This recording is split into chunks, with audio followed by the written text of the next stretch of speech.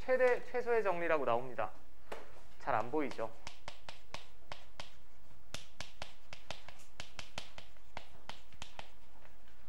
얘는 중요도는 낮은 정리라고 보시면 될 것 같아요. 그냥 한번 제가 읽고 넘어가도 되는 정도입니다. 주의 깊게 살펴보셔야 될 점만 말씀을 드릴게요. 일단 여러분들 책에 써있기를 62페이지 닫힌 구간 A부터 B까지에서 연속이면 이 구간에서 반드시 최대 최소를 가진다. 전제 조건만 명심하시면 됩니다. 일단 닫힌 구간이어야 되고요. 연속이어야 됩니다. 연속이면 무조건 최대 최소값 존재한다라는 게 최대 최소의 정리예요. 근데 여기는 어떤 굉장한 대수식으로 증명을 할 것이 아니라 우리가 직관적인 수준에서 알아볼 거야. 만약에 닫힌 구간이 아니라고 해봅시다. 이게 가끔 착각하시는 분들이 있는데 닫힌 구간이 아니라 열린 구간이면 이렇게 비어있는 거죠. 양끝이. 자, 이게 어떤 함수 fx라고 해볼게. 이 함수가 이 구간에서 최대값, 최소값이 있습니까? 없다라고 하셔야 돼. 만약에 여기가 2고 여기가 5다라고 하면 이 함수는 a 초과 b 미만에서는 2랑 5를 가질 수가 없지. 양끝이 비어 있으니까.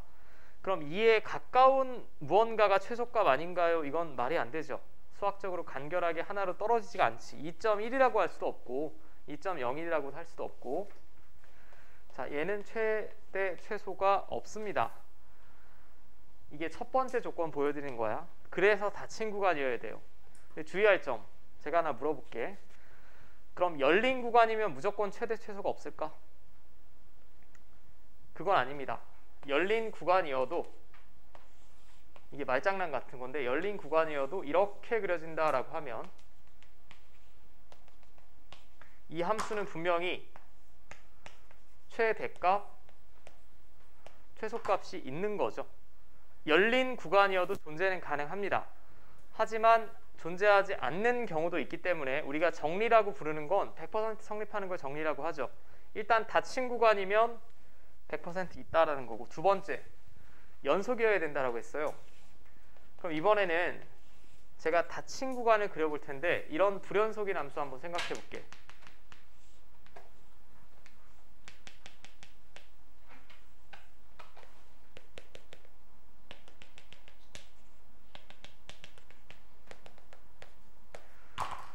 자, 그럼 양끝이 포함이 돼 있으니까 닫힌 구간이죠.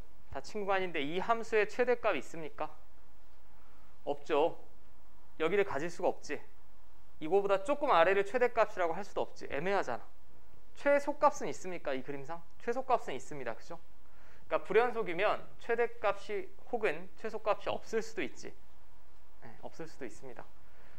따라서 전제 조건이 두 가지를 만족하면 무조건 최대 최소가 존재한다라는 게 최대 최소의 정리예요. 얘는 뭐 직접적으로 문제에 나온다기보다 그냥 당연히 직관적인 수준에서 너무나 당연하게 존재한다라는 정도 알고 넘기시면 될 것 같고, 그 두 번째가 이제 중요한 건데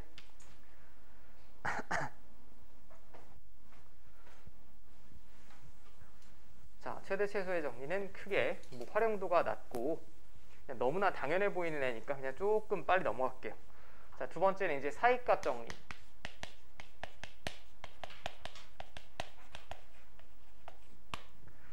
자, 사이값 정리를 보면 전제 조건이 똑같아.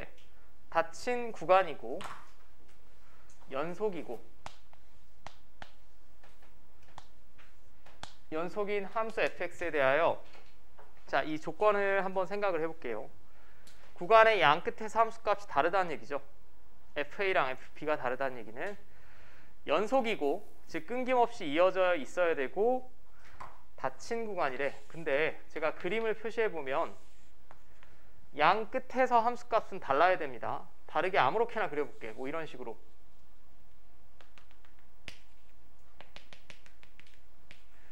그럼 여기가 fa가 되겠고 여기가 fb가 되겠죠. 그러면 fa와 fb 사이에 있는 임의의 실수 k에 대하여 이 사이에 있는 임의의 실수죠. FA와 FB 사이라고 했으니까 다음을 만족하는 C가 적어도 하나 존재한다라고 했습니다. 말이 조금 어려운데 이게 방정식입니까? 항등식입니까? 얘를 만족하는 무언가가 존재한다라고 했지 방정식이죠. 맞습니까? 방정식이에요. 제가 저놈을 그림으로 표현해보면 이게 방정식인데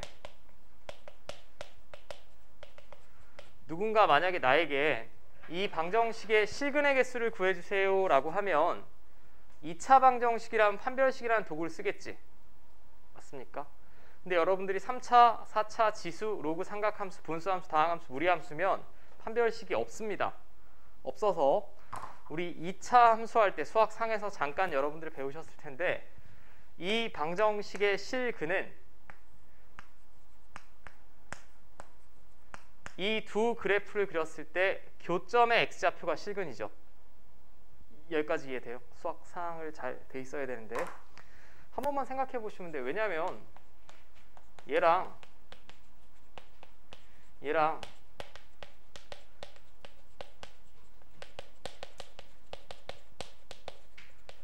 교점 구하는 방정식 세워주세요 라고 하면 이렇게 세우지 않겠어? 얘랑 같다라고 놓고 그러면 이 두 곡선과 상수함수가 교점이 있으면 실근이 있는 거죠. 네, 맞습니까? 그러면 FC는 K를 만족하는 C가 존재한다는 얘기는 Y는 fx랑 Y는 K가 실근이 존재한데 만난다는 얘기죠. 만난다는 얘기입니다. 말이 긴데 너무 어렵게 생각하지 말고 FA랑 FB 사이래. K는 아무데나 그려도 돼. 아무데나 그려도 만나겠어 안 만나겠어? 당연히 만나겠죠. 만날 수밖에 없습니다. 연속이 남수면. 그림상 표현하면 이런 그림이란 얘기지. 자, 너무 어렵게 생각하지 말고 여기서 여러분들이 만약에 수업을 끝나고 집에 간다. 여러분들의 동선은 연속적이죠. 그치? 여러분들이 뭐 토르도 아니고 캡틴 아메리카도 아니고 여기서 뭐 혹은 스트레인지도 아니고 그냥 갑자기 집으로 갈 수는 없죠. 여러분들의 동선은 연속적입니다. 연속적이면 이 문을 통과해야겠죠. 뛰어내릴 분 뭐 이런 분은 없겠지. 당연히 통과해야 됩니다. 그러니까 당신들이 움직이는 동선이라고 생각을 해봐. 그럼 그 중간 지점 어딘가는 반드시 통과해야 된다는 얘기예요. 여기서 당신들이 집을 갈 때 이 문을 통과해야 되고 학원의 1층 문을 통과해야겠죠. 너무나 당연하게. 혹은 이렇게 생각하셔도 되고 여기가 뭐 남한이다. 여기는 저기 정은이 사는데 어디니? 북한. 걔는 좀 정신병자 같지 않니? 살 좀 빼지. 미사일만 80방씩 쏘고. 아무튼 여기서 당신들이 갑자기 미쳐가지고 북한에 가서 살고 싶다라고 했어. 뭐 그런 사람이 있대. 그러면 뭐 수영을 하거나 공중으로 가지 않는 이상 지상으로 간다라고 하면 어딘가 중간 지점을 반드시 거쳐가야 되죠. 뭐 남북 군사 분계선을 거치던지 그걸 말하는 거예요. 근데 이거는 이 정리 자체로는 우리가 조금 어려워. 이 정리를 실제 적용하기는 어렵고 실제로 적용하는 모양새는 제가 아래 써드릴게요. 얘는 그냥 그렇다더라 라는 거고 자, 이 책에서는 좀 조그맣게 나왔는데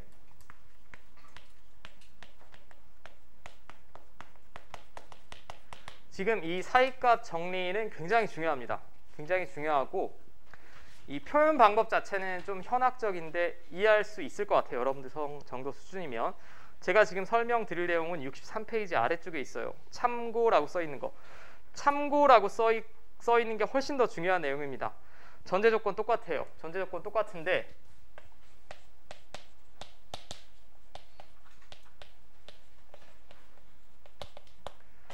자, 구간의 양 끝에서 함수값을 곱했을 때 음수란 얘기는 부호가 같다는 얘기야? 반대란 얘기야?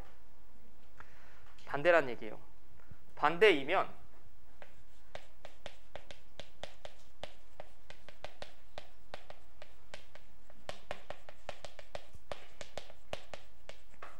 자, 책이랑은 조금 다르게 써드릴게.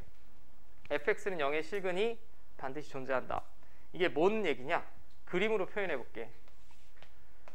아마 당신들 수준이면 무슨 말인지 금방 이해하실 수 있을 것 같아. 니네 시험반 이근데? 뭐 행신고, 작년 행신고 시험 어려웠는데 규보가 투덜투덜 대던데. 작년 행신고 어려웠습니다. 너무 실망하지 마시고.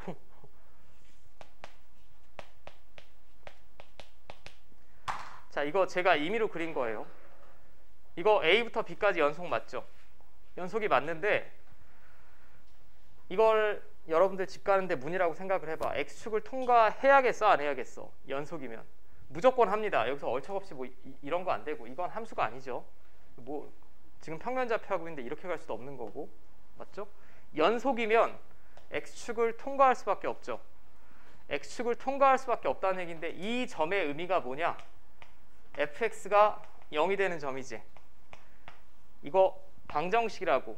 이 방정식의 실근이 존재할 수밖에 없다는 얘기지. 맞습니까? 이걸 조금 똑똑하게 표현하면 이거 방정식이에요. 근데 실근이 존재한대.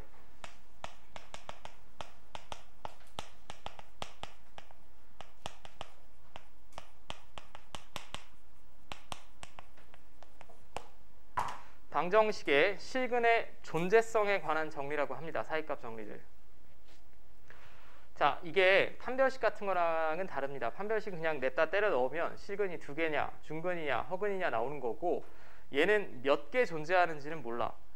몇 개 존재하는지는 모르지만 구간의 양 끝에서 함수값의 부호가 다르면 쭉 그래프를 이어서 올리는 도중에 반드시 X축과 적어도 한 번 이상 만난다라는 게 사이값 정리예요. 몇 번 만나는지는 모릅니다.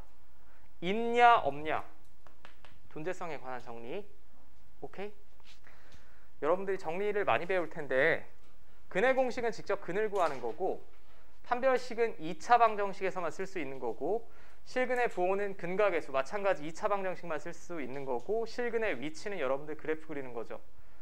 수투는 실근의 위치가 제일 중요합니다. 존재성이랑. 3차, 4차 이상은 근의 공식이 없으니까 현재로서는 대학교 땐 배웁니다. 자, 이게 제가 이제 볼 텐데 참 처음 배우시면 와닿지 않을 텐데 이게 쉬운 건 제가 빨리 하고 넘어갈게요. 필수예제 11번. 이건 뭐 제가 할 게 없어. 주어진 구간에서 다음 함수의 최대 최소를 구하래. 자, 이거 다항 함수니까 연속인 거 맞죠? 여러분들 2차 함수 최대 최소 다 구할 수 있습니다. 이거 대칭축 2분의 1이죠. 아래로 볼록 있고요. 근데 이 제한된 구간이래. 마이너스 1부터 1까지면 마이너스 1이 더 멀리 떨어져 있지? 축에서.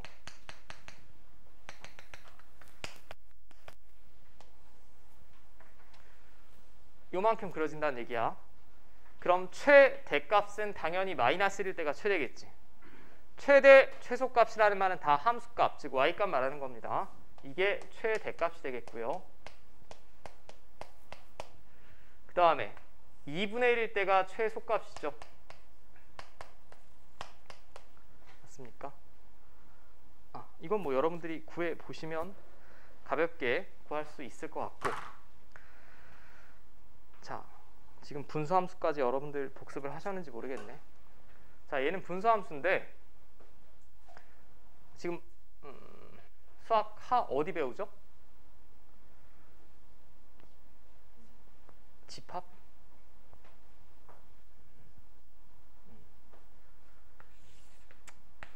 기억이 날지 모르겠다. 자, 이 분수함수 점근선 어떻게 됩니까? x는 1, y는 1이죠.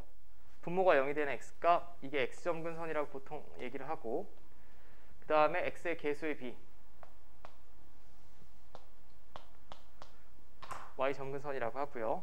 그 다음에 편안한 점 아무거나 집어넣으시면 되죠. x가 0일 때 저는 y절편 구하면 x에 0 집어넣으면 마이너스 1이지.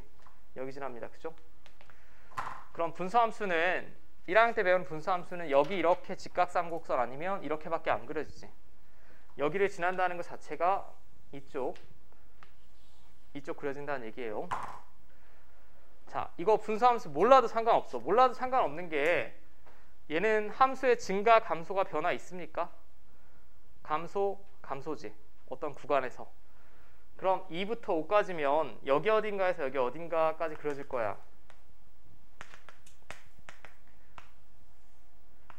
항상 구간의 양 끝에서 최대 최소가 나올 수밖에 없지. 분수함수는 구간의 양 끝에서 최대 최소가 나올 수밖에 없으니 2일 때가 최대입니다. 지금 2 집어넣으시면 3이고요 5 집어넣으시면 얼마니?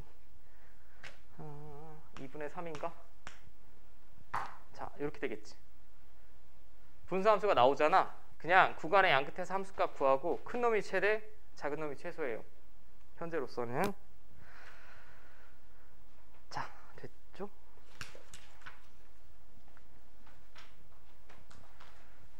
이제 요거 하나만 잘 이해하시면 되겠다.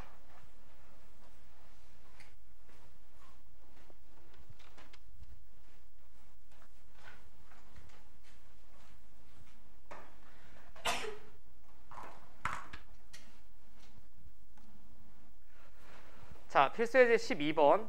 다음 방정식이 주어진 구간에서 실근을 가지는 것만 보여달래. 실근을 가진다. 얘는 그러면 좌변을 제가 fx라고 했을 때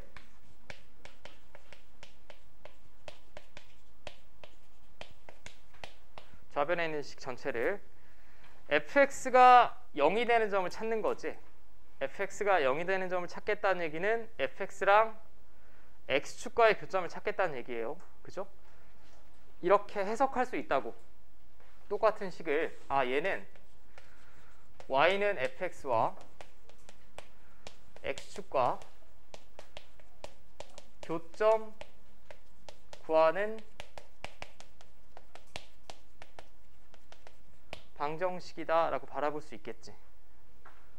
자, 이거를 굉장히 못하는 경우가 있는데, 자, 제가 쓴 이 글씨 이해됩니까? 이렇게 바라볼 수 있다는 얘기야. 그냥 당연히 방정식으로 볼 수도 있겠지. 그럼 수학상에서는 조립제법 써서 열심히 인수분해를 하려고 할 거야. 조립제법이 되면 여기는 안 나오겠죠. 아마도 안 될 겁니다. 되니? 네, 안 되죠. 대충 유리수범에서는 어려울 것 같습니다. 요거만 이해하시면 돼. 앞으로 이렇게 식을 바라보는 경우가 굉장히 많을 거예요. 굉장히 많을 거야. 왼쪽을 통째로 fx라고 뒀을 때 그 그래프랑 x축과 교점 구하는 방정식이다. 왜? 함수값이 0일 때 찾는 거니까. 맞습니까? 그 다음에 여기서 배운 게 지금 이 fx는 다항함수죠. 연속이니 불연속이니? 연속임 인정하자라고 했지. 끊김없이 쭉 이어져 있습니다. 얘는 당연히 연속이에요.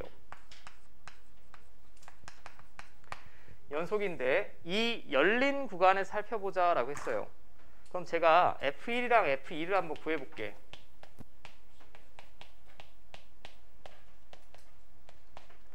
자, 이거 음수 나오죠.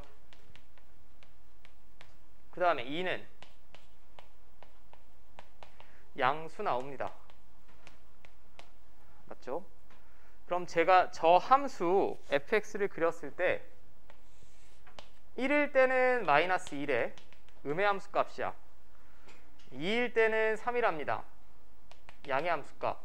그럼 fx는 끊김없이 이어져 있는 함수니까 반드시 올라가는 구간이 있어야만 이 점이랑 이 점 지나겠죠. 그러면 1과 2 사이에 fx가 0이 되는 점이 적어도 한 번 존재해야겠지. 몇 개 존재하는지는 알 수 없다라고 했습니다. 오케이? 실제 답지를 적을 때는 그냥 이렇게 적으시면 되죠. f1 곱하기 f2가 음수이므로 사이값 정리에 의하여 실근은 존재한다.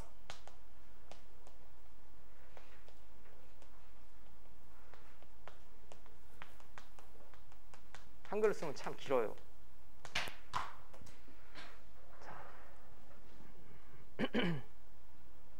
됐습니까? 자, 2번도 방식이 똑같습니다. 일단 왼쪽에 있는 식을 제가 fx라고 할게.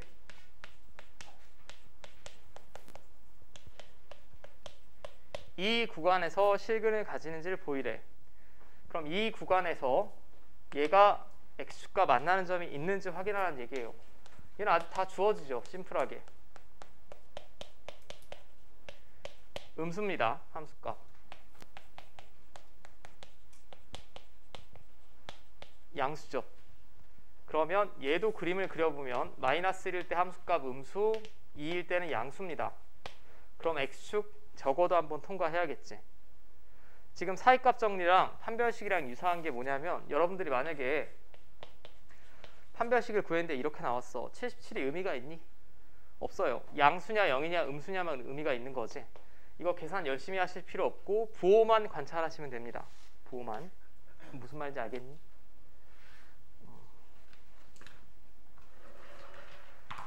자, 이게 여러분들 현재 배울 수학이랑 별 상관은 없지만 나중에 이제 여기 대부분 아마 뭐 공대생이나 뭐 어딘가를 갈 텐데 대학교 1학년 때문에 이제 중간고사 시험 범위가 3차 방정식, 근해 공식, 뭐 4차 방정식, 근해 공식 배웁니다. 5차 이상은 일단 근해 공식이 없는데 머릿속으로 생각만 해볼게. 여기 5차식이 이렇게 있다. 예를 들면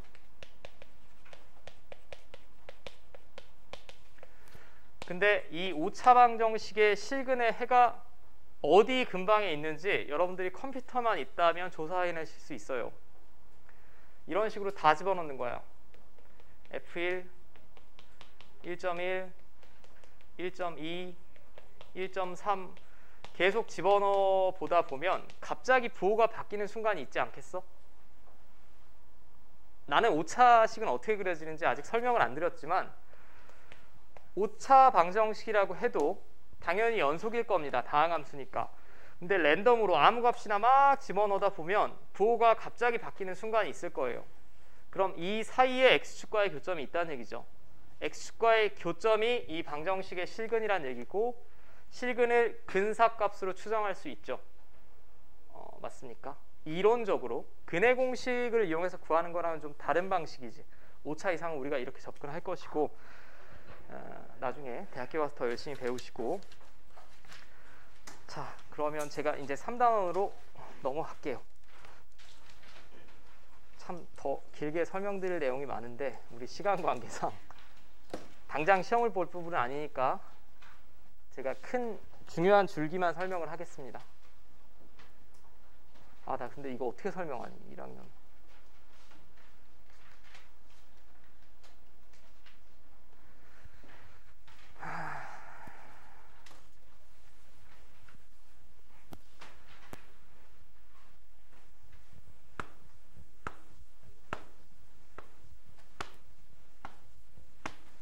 자, 그 다음이 이제 3단원이 미분계수라고 써있죠. 미분이라는 말, 뭐 미자는 뭐 당연히 아름다울 미자 이런 거 아니고 미세 할 때 그런 아주 잘게, 분자는 나눌 분자예요. 잘게 쪼갠다라는 뜻을 미분이라고 보시면 되겠고, 여기가 개인적으로 예비 고1 학생들한테 설명하기가 가장 껄끄러운 부분 중에 하나인데 여러분들 그냥 제가 한번 물어볼게요. 중학교 때 혹시 과학 시간에 벡터량, 스칼라량을 배웁니까? 속도와 속력의 차이점 배웁니까? 무슨 차이가 있죠? 속도는 변위, 속력은 이동거리. 배우네. 배웁니다. 이제 변위라는 표현은 보통 물리적인 표현이고 나중에 고등학교 가셔도 수학에서는 이제 위치의 변화량이라는 표현을 많이 써요. 그냥 동의어라고 보시면 될 것 같고,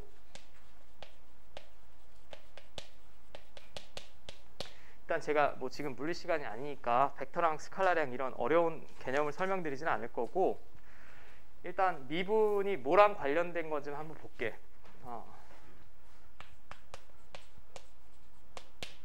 속도 우리 초등 때부터 배웠는데 뭐 거석시라고 외우시는 경우도 있고, 중학교 때 과학 시간에 속도의 관계식 뭘로 배웠죠?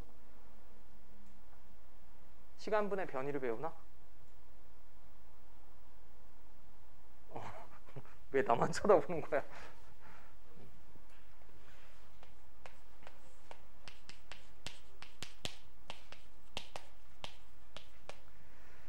보통 이런 식으로 배우실 거예요. 아닌가?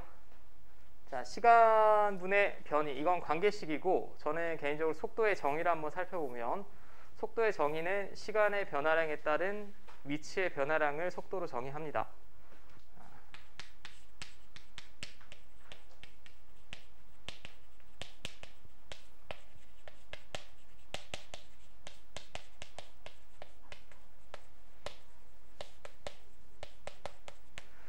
자, 이게 속도의 정의가 되겠고, 시간은 보통 물리 시간이든 수학 시간이든 t로 많이 쓰죠. 스몰 t로 많이 쓰고, 위치는 x라고 쓸 때도 있고 s라고 쓸 때도 있는데, 저는 뭐 편의상 s라고 할게.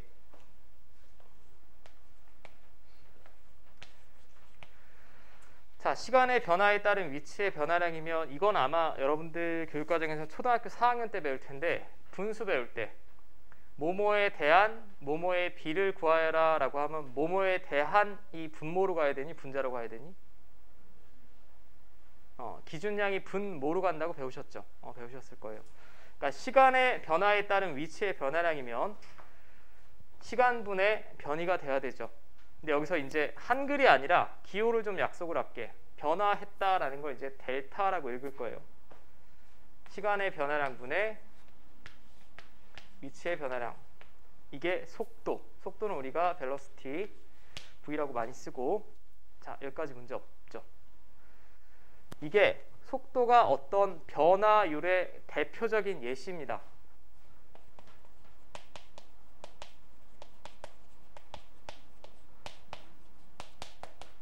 저는 여러분들이 배운 한도 내에서 설명을 드려야 되기 때문에 속도는 예시로 든 거예요. 뭐 여러분들이 뭐 대학을 갔다, 이 중에 경제학을 전공했다, 소득 수준에 따른 뭐 소비량의 변화량, 이런 건 소득 수준이 기준이 되겠지. 얼마든지 그 독립변수는 바꿔낼 수가 있는데, 고교 수학에서는 수학이든 물리든 지구과학이든 일단 시간을 기준으로 한다라고 보시면 됩니다. 자, 일단 변화율을 약속을 해야 돼. 근데 왜 저렇게 약속을 하는지 이유를 알아봐야 될 것 같으니까 제가 이쪽을 시간축이라고 할게. 참 고1 정도면 더 편안하게 이해하실 것 같은데, 일단 어쩔 수 없습니다. 이쪽은 변위라고 합시다. 위치라고 합시다. 위치.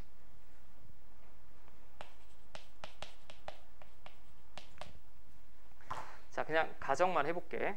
가정을 해보면, 여러분들이 맨날 공부한다고 학원 가서 사라지고 뭐 PC방을 간다든가 춤추러 간다든가 라고 해볼게.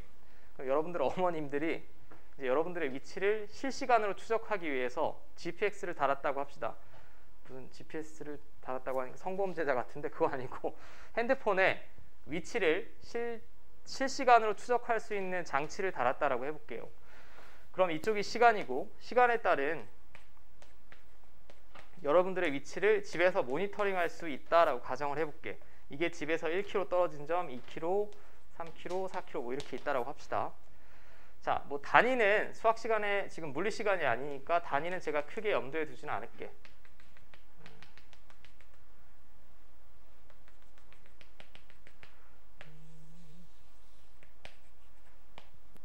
자, y는 시간에 관한 함수. 자, 이게 1시에는 제가 집에서 1km 떨어진 지점에 있다라는 걸 나타내는 거고요. 실시간으로 여러분의 위치를 모니터링 했다라고 했을 때, 시계가 3시를 가리킬 때는 4km 떨어진 지점에 있다라는 걸 나타낸다라고 가정을 해볼게. 그러면 하나만 물어볼게. 이것만 이해하시면 됩니다. 지금 뭐 물리 시간이 아니니까 제가 더 깊게 들어가진 않을게요. 이건 5시 때 제 위치죠. 5시 때 제 위치입니다. 이건 1시일 때 제 위치고요. 그럼 이 직선의 기울기가 뭘 나타낼 것 같니? 이 기울기는 5에서 1 뺀 거분의 2에서 1 뺀 거 되겠지. 여기까지 이해됩니까? 기울기가 당신들이 알고 있는 평균 속도라는 거 이해돼요? 시간의 변화량분의 위치의 변화량이니까. 여기까지 되지? 자, 시간을 제가 x축으로 잡았으니까 x값 변화량에 따른 y값 변화량, 이 그대로 변화율이라고 부르는 거고, 그 변화율 중에 제가 대표적인 예시 속도로 한번 보여드린 거야. 자, 여기까지 문제 없죠? 자, 그럼 얘를 이제 식으로 써볼게. 기울기가 변화율인 거 이해됩니까? 기울기가 변화율이라는 거 정도만 이해하시면 돼. 이거 기울기 변화율 맞잖아. 5 빼기 1분의 2 빼기 1 하면 내가 평균 속도를 구하는 건데, 평균 속도가 변화율의 일정이니까 이 그래프에서 기울기는 변화율이다 라는 거 정도만 조금 받아들이시면 되겠고, 자, 그럼 제가 랜덤으로 점을 잡았다. A일 때 위치가 있을 거고요. 그림이 뭐 이상하게 그려지네. B일 때 위치가 있을 거예요. 그러면 얘가 정확히 기울기 구하는 식이죠. x값 변화량분의 y값 변화량입니다. 자, 읽기로는 여기 일단 용어의 약속이니까 델타 x라고 읽으면 되고, 한글로는 x의 증분이라고 읽으시면 됩니다. 근데 한글로 읽는 경우는 거의 없을 거예요. 얘는 y의 증분. 제가 학교 다닐 때는 증가분이라고 배웠는데 여러분들은 그냥 가짜 빼고 증분이라고 배우면 될 것 같고요. 일단 얘는 기하학적인 의미는 기울기다.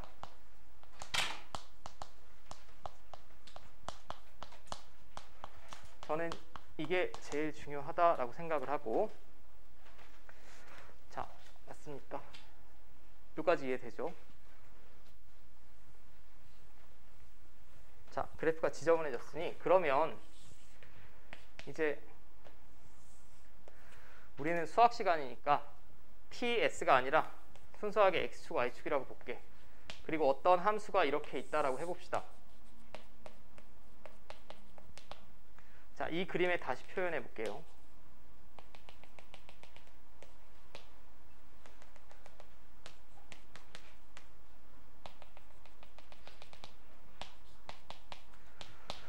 자, 그럼 수학적으로 표현하는 방법을 약속을 해야 될 것 같아. X가 A에서 B까지 변할 때 평균 변화율을 구해주세요 라고 하면 이 두 점을 잇는 직선의 기울기 구하시면 됩니다. 오케이. X가 A에서 B까지 변할 때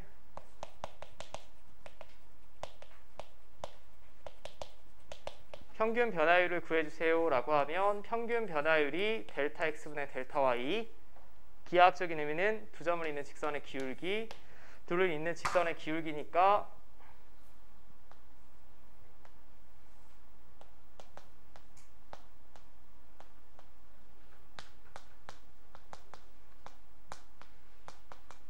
자, 이렇게 되겠죠. 뭐 우리가 전혀 새로운 거 하는 거 아니에요. 여러분들 직선의 방정식에서도 기울기 구할 수 있으니까 그거를 조금 이제 정확한 식으로 다시 한번 약속을 하자라는 거고. 자, 여기까지 됩니까? 되죠? 이거는 근데 보통 이 책에 여러분들 다 나왔으니까 이게 82페이지 센터에 나온 식인데 이건 두 점이 기준이라고 보시면 돼요.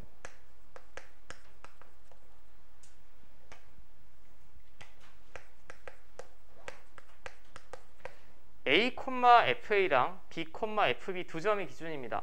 근데 여러분들이 수학을 계속 해보면 알겠지만 미지수가 두 개고 관계식 나오면 보통 한 문자로 표현하죠. 한 점을 기준으로 제가 표현해 볼게요. 한 점을 기준으로 표현해 보면, 자, B-A가 이 길이가 결국 X의 증분이죠. 델타 X입니다. 맞습니까?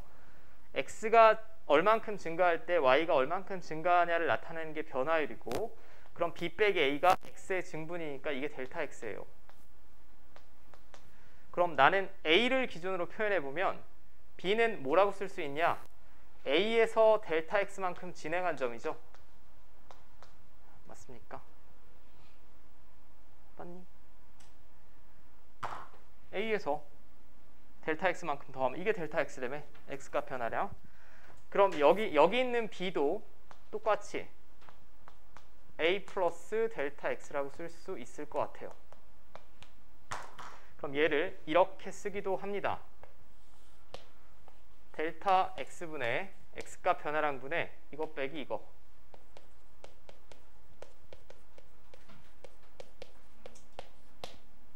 자, 여기까지 됩니까? 이 연두색만 살짝 메모해 주시면 돼. 얘는 한 점 기준이에요. 당연히 수학에서는 미지수 최소를 좋아하기 때문에 그 한 점은 X좌표 A 말하는 거죠, 지금. 맞아. 그리고 하나 반드시 여러분들이 좀 이 정의에서 받아들이셔야 되는 게 뭐냐면 두 식 다 똑같은 특징이 있어요. 무슨 특징이 있냐? 분자에 얘에서 얘를 뺀 거 여기 있지. 이쪽에서도 얘에서 얘 빼면 여기 있지. 맞습니까? 이건 옆에 메모를 해두시오. 수학이 됐든 물리가 됐든 경제학이 됐든 변화율이 정의가 되려면 우리가 어떤 분수식을 변화율로 바라보려면 분자의 정의역의 차가 분모에 있으면 변화율로 바라볼 겁니다. 오케이. 분자의 정의역의 차가 분모에 있는 경우 우리는 그 분수식을 변화율이라고 해석할 거예요. 무슨 변화율인지 몰라. 시간에 따른 위치의 변화율이 될 수도 있고, 뭐 소득 수준에 따른 소비 증가율이 될 수도 있고, 뭐 출산율에 따른 뭐 소비의 변화율을 볼 수도 있고, 그 X축, Y축을 뭘로 잡느냐에 따라 다 다른 거고, 이게 완벽히 머릿속에 이 약속을 받아들이셔야 돼요. 자, 다시 헷갈릴까봐. 정의역이라는 건 우리가 함수에 X자리에 집어넣을 수 있는 것들을 정의역이라고 하죠. 그럼 분자에 정의역의 차, 얘에서 얘를 뺀 게 여기 있고 얘에서 얘를 뺀 게 여기 있어야만 어떤 변화율이라고 부를 거라고. 오케이. 그러니까 항상 모양이 이렇게 됩니다. 맞죠? 이런 모양이 돼야만 우리가 변화율이라고 부를 거예요. 아니면 이 모양이 되게 우리가 바꿔야 돼. 네, 맞죠? 자, 이게 지금 평균 변화율이고요. 이게 평균 변화율이고, 이제 여기서 제가 바로 볼 텐데, 우리가 지금 궁금한 건 이게 아니고, 자, 이런 건 다 구할 수 있어요. 지금 이걸 속도로 보면 평균 속도 구한 거죠. 그냥 제가 속도라고 썼지만 평균 속도를 구한 거고, 여러분들 많이 들어보셨을 텐데 뭐 뉴턴, 라이프니츠 이런 훌륭한 수학자들이 생각한 건 이게 아니고, 시간의 간격이 이게 아니라 거의 한 점에서의 순간 속도를 구하고 싶어 했어. 순간 속도. 여러분들 뭐 야구 공 뿌리면 앞에 스피드건이 속도 다 측정되지. 과속해도 다 측정이 됩니다.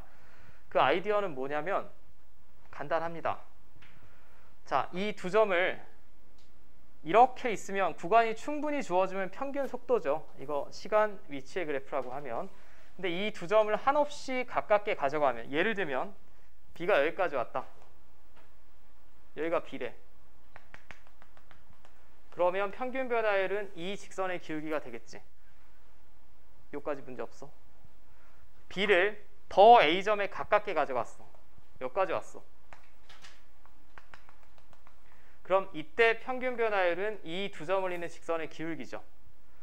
그럼 우리가 1단원에서 극한을 배웠습니다. B를 한없이 A에 가깝게 가져가면 B가 거의 여기까지 왔다. 가르쳐드리지 않았지만 무슨 기울기가 나올까요? 그럼 예상할 수 있는 게, 자, B가 여기 있으면 이 기울기, 여기 있으면 이 기울기, 여기 있으면 이 기울기. 근데 B가 계속 A점에 가까워지면 주황색은 점점 접선의 기울기에 가까워질 거라는 거 예상됩니까? 아, 맞죠? 자, 끝났어요. 그럼 표현 방법은 간단합니다. 자, 이건 평균 변화율이고 여기서 이제 이 상태에서 순간 변화율을 약속할 거예요. 근데 순간 변화율이라는 표현은 여기 아마 대부분 물리 같은 수업 나중에 많이 들으실 텐데 이건 물리적인 표현입니다.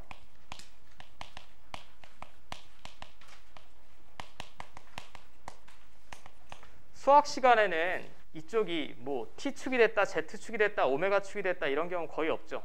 X, Y로 그냥 대동단결이지. 그래서 수학 시간에는 뭐뭐에 대한 변화율이라는 표현보다는 미분계수라고 표현할 거예요.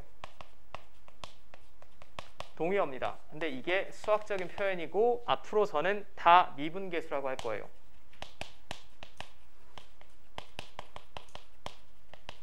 물리 시간의 변화율이라고 많이 표현할 거야. 자, 그러면 미분계수를 이제 약속을 할 텐데 먼저 지금 이 그림에서 B라는 점을 A에 한없이 가깝게 가져가면 그 두 점을 잇는 직선의 기울기가 접선의 기울기가 나올 거라는 건 예상됩니까? 맞죠? 그러면 지금 B를 A에 가깝게 가져가면 A에서 접선의 기울기가 나오겠지. 맞죠? A에서 접선의 기울기 나올 겁니다. 따라서 어떤 한 점이 기준이고요. 미분계수는 쓰기를 F'A라고 쓸 거야. F'A는 A라는 점에서 접선의 기울기입니다. 기하학적인 의미가.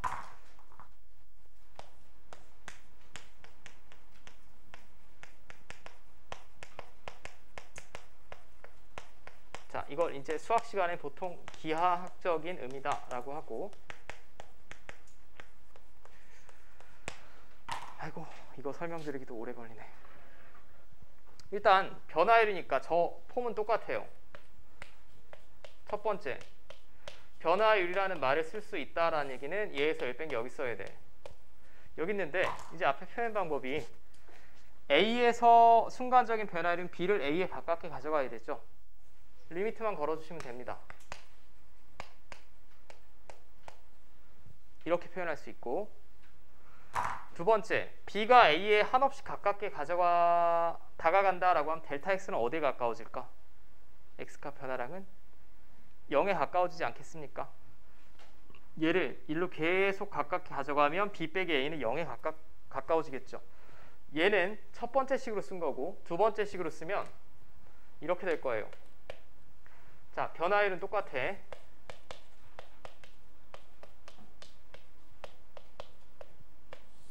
얘에서 얘 뺀 거.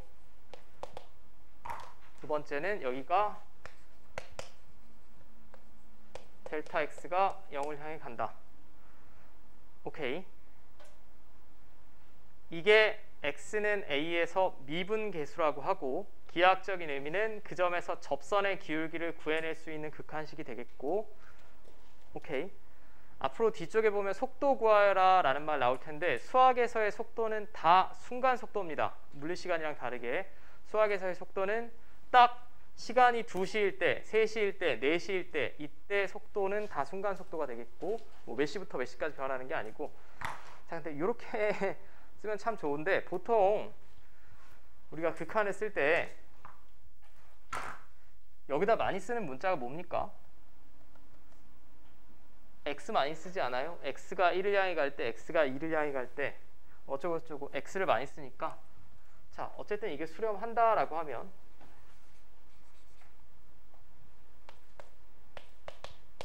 이 식을 첫 번째 애용을 하고, 두 번째는 델타 X면 막 세모 이렇게 쓰고 너무 귀찮으니까 델타 X를 보통 H라고 많이 씁니다.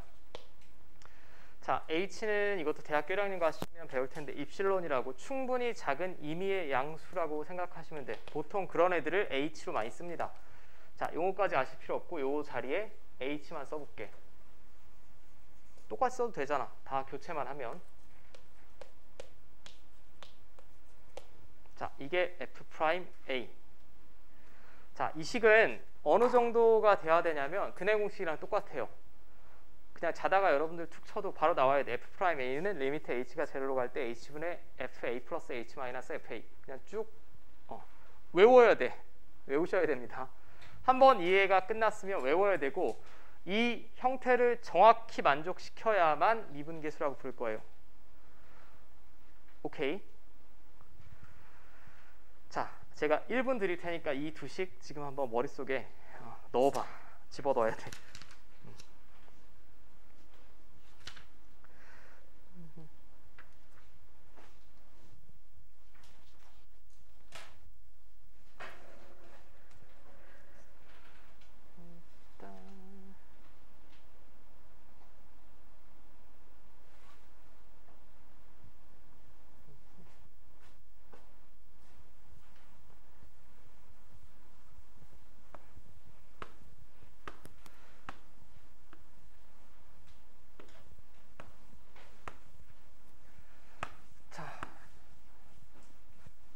다시 한번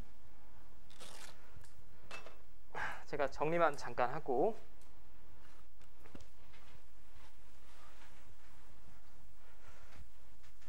그럼 두식 중에 어느 걸 더 많이 쓰나요? 라고 하면 두식 중에는 H로 표현된 식을 더 많이 씁니다.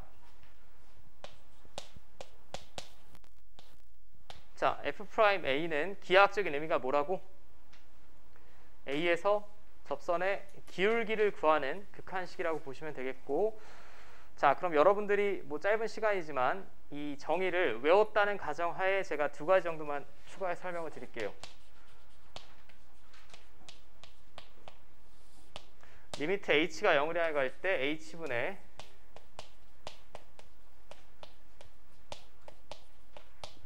자, 이게 지금 F'A라고 약속을 한 거죠. 약속을 했는데 우리가 여러분들이 곱셈 공식을 배우면 반대 방향의 인수분해도 배우죠. 당연히 덧셈을 배우면 뺄셈을 배우고 미분을 배우면 나중에 적분을 배울 텐데 여러분들은 2가지 방향이 다 돼야 됩니다. F'A 써봐 라고 하면 이렇게 바로 쓸 수도 있어야 되고, 극한식이 나왔을 때 얘를 해석해내실 수도 있어야 돼요. 그럼 제가 해석하는 방법을 먼저 말씀드릴게. 자, 일단 얘가 극한식이지, 극한식은 제가 1단원에서 말씀드렸지만 형태를 먼저 알아봐야 된다라고 했어요. h가 0을 향해 간대. 이거 어디로 가? 0 맞지? 그 다음에 분자도 h가 0을 향해 가면 fa-fa니까 무한소분의 무한소꼴의 극한이죠. 맞습니까? 그럼 첫 번째 미분계수는 결국은 이 꼴의 극한입니다.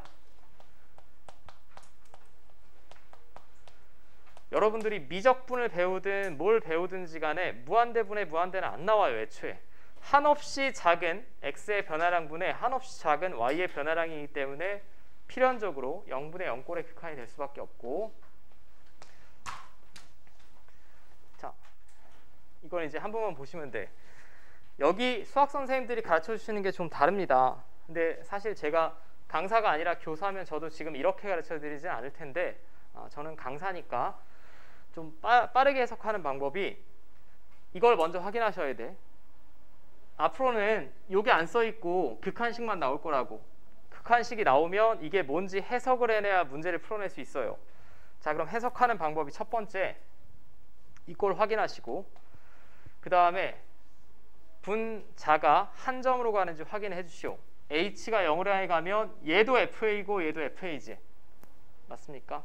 분자가 한 점으로 모이는 거 확인되죠. 분자가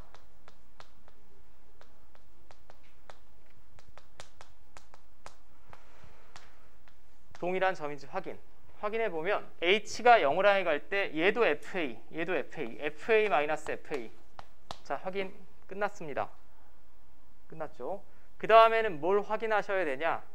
얘가 변화율로 정의가 되려면 얘에서 얘를 뺀 게 여기 있어야 돼요. 자, 얘에서 얘 빼면 h 있지? 아까도 썼는데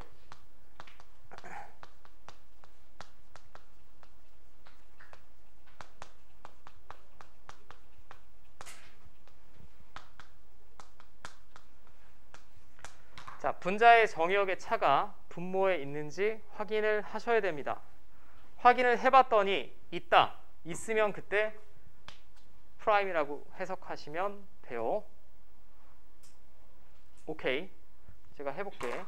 뭐 뒤에 문제도 나오겠지만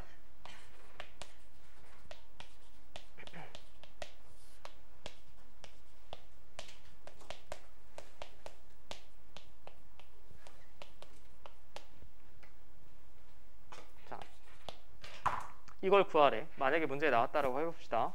0분의 0형태 맞습니까? 당연히 맞을 거야. 0분의 0꼴 맞죠? h가 0으로 향해 가면 그 다음에 h가 0으로 향해 가면 둘 다 fa로 모이는 거 맞죠? 그럼 분모에 얼마가 있어야 되겠니? 변화율로 정의가 되려면 2h 있어야 되죠. 얘에서 얘를 뺀 게 2h니까 얘가 있어야 돼. 그럼 없던 2로 나눴으니까 다시 곱해야 돼요. 맞습니까? 그럼 이 왼쪽 식이 정확히 A에서의 미분계수 정의를 만족시켰으니까 프라임 A로 읽으시면 되고 이 전체 식은 EF 프라임 A라고 해석해내시면 되겠죠. 자, 맞습니까? 이런 식으로 해석해내시면 된다라는 거고 자, 그러면 잠깐만 쉬었다가 제가 쭉 문제들을 한번 살펴보겠습니다. 여기는 애초에 하루에 끝날 수 있는 단어는 아니라